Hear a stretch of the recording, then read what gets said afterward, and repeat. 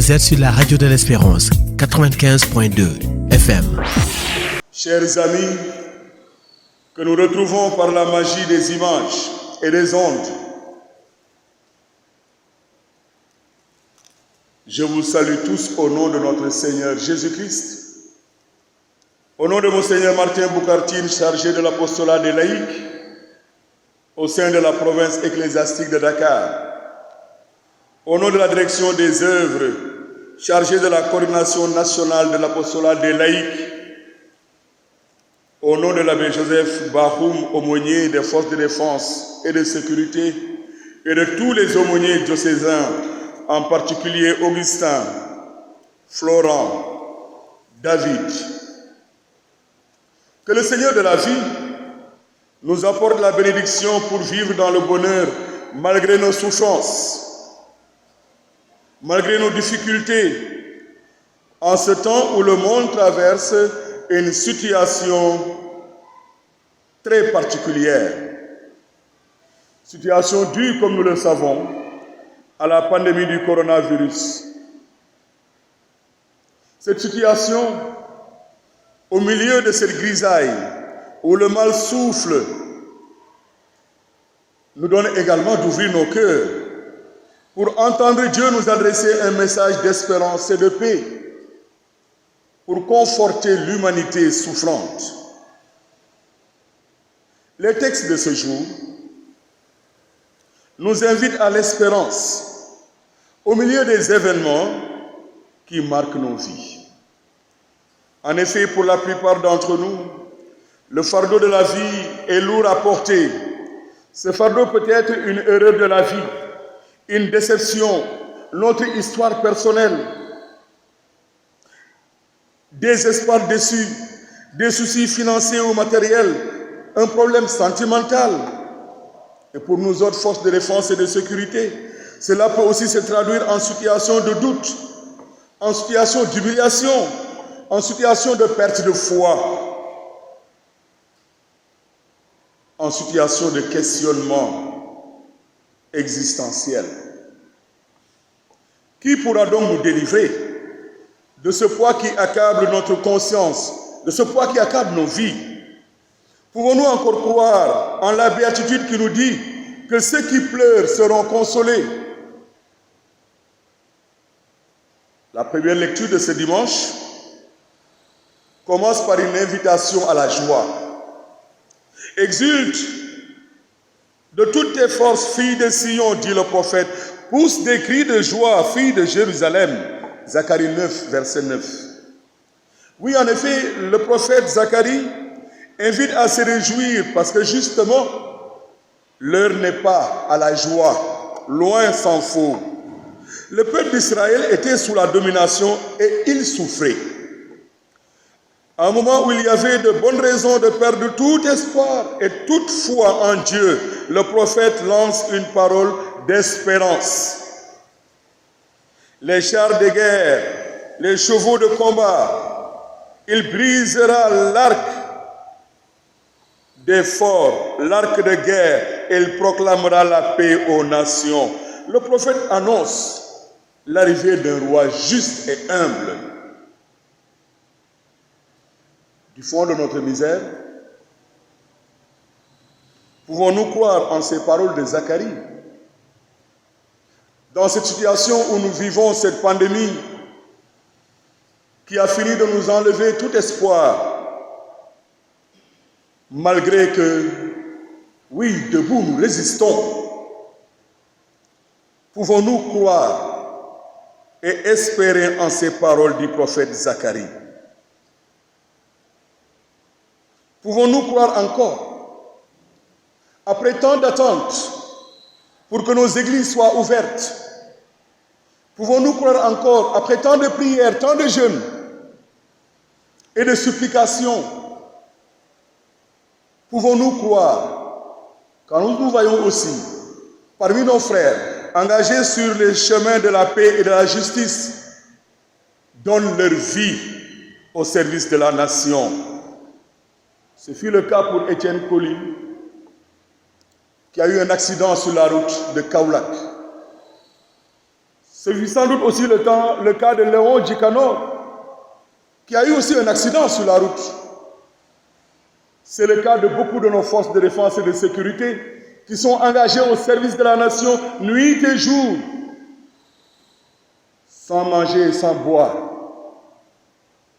C'est le cas de nos forces de défense et de sécurité qui continuent malgré tout à se battre pour faire reculer cette pandémie du coronavirus.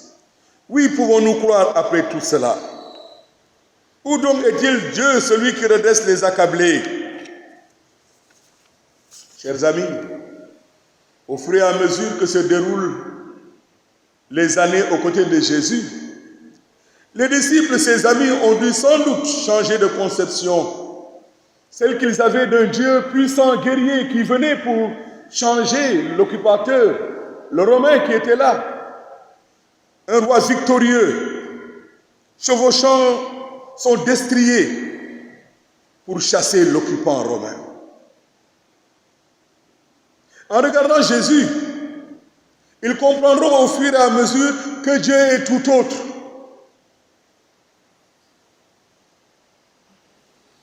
Oui, en effet,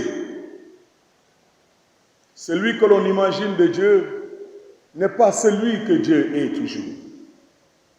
Un Dieu vengeur, un Dieu guerrier, un Dieu qui demande la mort des hommes. Ce que nous imaginons de Dieu est parfois très loin de la réalité. Dans sa vie, ses choix, ses actes, ses démarches, Jésus montrait que Dieu ne s'appuie pas sur un pouvoir qui surplombe et s'impose, mais sur celui de servir, d'aimer, de libérer et de faire grandir. Voilà la mission du serviteur au service du peuple et de la nation. Cette mission s'applique à vous aussi, forces de défense et de sécurité. Servir, libérer, aimer, faire grandir.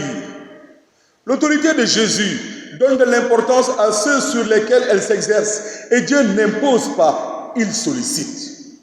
Dieu ne domine pas, il rend libre.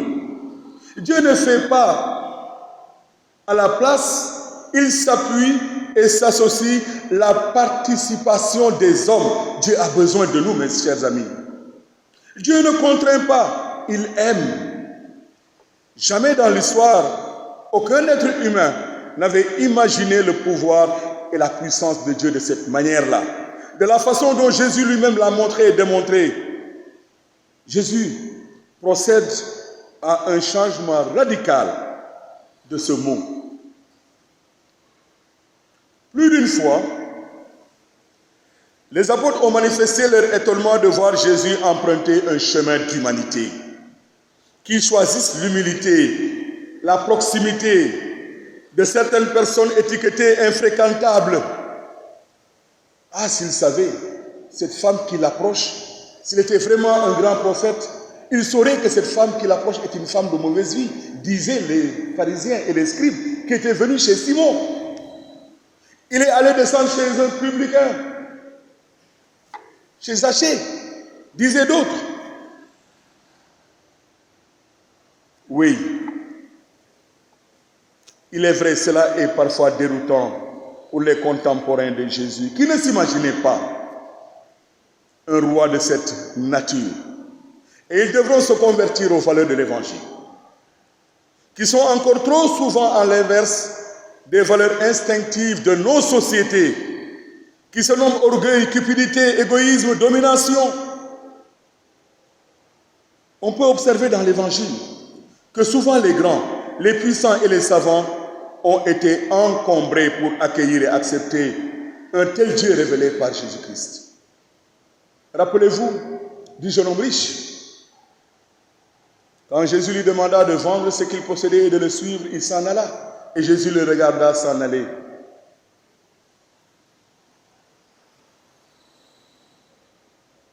Et qu'au contraire, les petits, eux, les mal vus, les marginalisés, les pauvres, ils ont reçu assez vite la vérité de cette révélation. Aussi Jésus peut-il dire, Père, Seigneur du ciel et de la terre, je proclame ta louange, car ce que tu as caché aux sages et aux savants, tu l'as révélé aux tout petits. Après une année chargée de 1000 soucis, mes chers frères et sœurs, peut-être de peine, de difficultés, de santé. N'est-ce pas le moment de répondre à l'invitation du Seigneur? Pour un temps, pour le repos et pour déposer nos fardeaux. Jésus nous invite.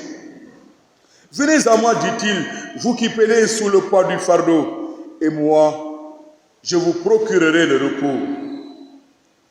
Enfin, Jésus nous propose de nous associer à lui pour faire route ensemble.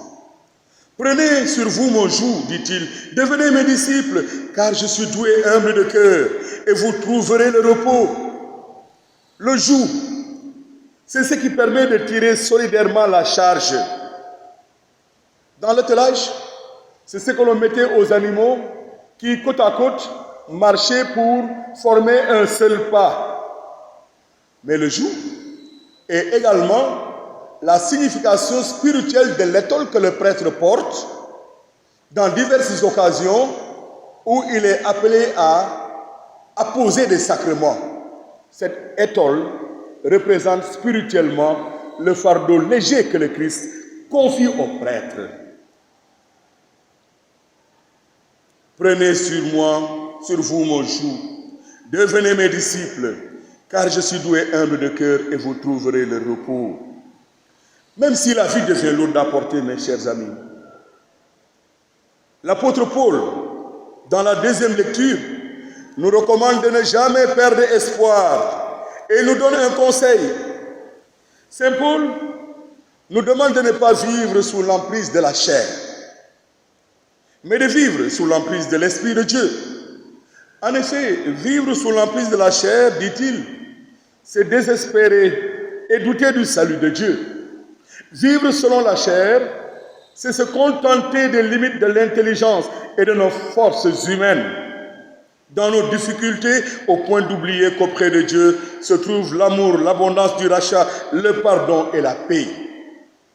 Cependant, vivre selon l'Esprit, c'est espérer contre toute espérance. Vivre selon l'Esprit, c'est avoir foi en Dieu malgré le lourd poids du fardeau, de nos fardeaux quotidiens. La vie selon l'Esprit nous purifie et nous donne de sourire, même au fond de nos soucis, mes frères et sœurs. Car en effet, l'Esprit de Dieu nous donne la force de faire triompher les vraies valeurs de la vie. Alors, ne nous laissons donc pas berner par les fardeaux qui accablent nos vies, au point de perdre les valeurs d'amour, d'amitié, de pardon et de vérité, de paix, de justice et de réconciliation. Autrement, nous ressemblerons à ces sages et savants, à qui tout devient impénétrable et caché. Les tout petits, eux, dont parle Jésus, ce sont les humbles de cœur, ceux qui savent accueillir le poids de leur vie et l'offrir à Dieu. Force de défense et de sécurité. Notre mission, c'est de maintenir cette espérance dans le cœur des citoyens. Et surtout de nous engager pour la paix, la santé et la sécurité des populations. Ce temps de pandémie nous aura montré à souhait la pertinence de ce thème que nous avons choisi pour la 5e édition du pèlerinage militaire à Popenguine. Et pour la petite histoire, quand nous choisissions ce thème, la pandémie n'était pas encore arrivée au Sénégal. Alors sans aucun doute, nous avons été prophètes dans ce pays. Force de défense et de sécurité, disions-nous, avec Marie pour la santé et la sécurité des populations. Engagés au quotidien, et nos outils nous les montrent. Nous n'avons de cesse de porter l'amour à nos frères et sœurs citoyens du Sénégal. Nous n'avons de cesse de défendre la patrie pour l'amour de la patrie. Mais cela ne nous enlève en rien la foi que nous avons et qui nous permet de venir à Dieu lorsque nos pauvres forces humaines ne peuvent pas être la solution des problèmes auxquels nous sommes confrontés. En ce dimanche donc, Jésus nous lance un appel. Il nous dit, venez à moi. Et cet appel, nous devons le sentir au plus profond de nos cœurs et de nos misères. Nous sommes aujourd'hui de nouveau appelés à devenir disciples du Christ en prenant sur nous son joug. Et prendre le joug de Jésus, c'est refuser de nous laisser écraser par nos soucis, encore une fois. C'est laisser le Seigneur guider notre vie. Et de cette manière, nous aurons un regard sur notre vie et sur nos difficultés. Être heureux ne veut pas dire que nous n'aurons jamais de soucis, que nous n'aurons pas de soucis, non. Mais plutôt que nous les offrons à Dieu, afin qu'adviennent pour nous, selon sa volonté, les grâces et les bénédictions qu'il nous réserve. Puisse le Seigneur nous accorder toujours la grâce de venir à lui, pour que même dans nos misères les plus sombres, nous puissions faire l'expérience de la paix, du cœur et de la joie de vivre. Oui, tu es béni, Dieu notre Père, Seigneur de l'univers, toi qui révèles aux petits les mystères du royaume, disait Jésus. Nous l'avons chanté d'ailleurs dans le psaume d'aujourd'hui. Oui, bénis le Seigneur, ô mon âme, et n'oublie aucun de ses bienfaits. Dans nos prières régulières à son Père, chacun de nous est invité à entretenir ce lien intime avec Jésus dans une liberté joyeuse de pouvoir tout lui confier et en toutes circonstances.